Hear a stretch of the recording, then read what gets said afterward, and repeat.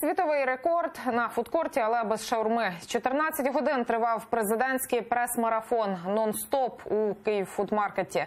Журналістів, охочих поставити питання Володимиру Зеленському, зареєструвалося 300.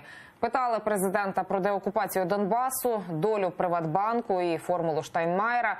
А ще Зеленський зробив кілька гучних заяв щодо анексованого Криму.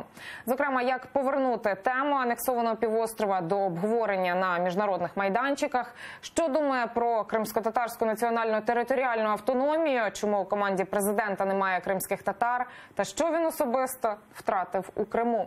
Ці заяви пропоную далі послухати без коментарів. Я думаю, що це один з шляхів підтримки кримських татар. Дуже важливий. Але я не впевнений, що це спростить цю тему повернення Криму і уж точно рішення деокупації. Я готовий допомогти в цьому питанні. Військової деокупації Криму не може бути. Ви ж це розумієте. Тому це може бути тільки дипломатія. Вона може бути, ви знаєте, як в Мінську не обговорюється, на жаль, питання, а в Нормандії я буду підіймати це питання.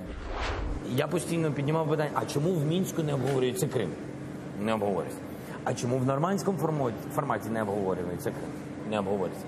Тобто, для мене нормандський формат – це ще й можливість повернення питання вирішення Криму. Просто повернення його хоча б до обговорювання. У нас є ці списки, ми готові хоч завтра. Якщо нормандський формат буде відкладуватися через те, що ми знаємо, не буде розведення у нас, то тоді ми будемо рухатись, знаходити інший формат, як повернути наших людей. Ну, один з них – це Мінськ. А є ще один – це прямі перемовини мої з президентом Російської Федерації. Потрібна ця посада. Мені здається, навіть, що ми з паном Джемілєвим, з паном Чубаровим говорили про це, і ми сказали, що, будь ласка, запропонуйте нам кандидатуру. Пам'ятаєш, так, Кирил? У нас була зустріч на Банковій, але після цього ми нічого не отримали, мені здається. Треба повернутися до цього. Да. В цілому Кримом займається наш Антон Куріневич. Ми готові. Мені здається, що було б правильніше, якщо б все-таки кримська татарська спільнота нам запропонувала. Любили ці гори, ці чебуреки, всі ці види. Ми дуже любили і любимо Крим.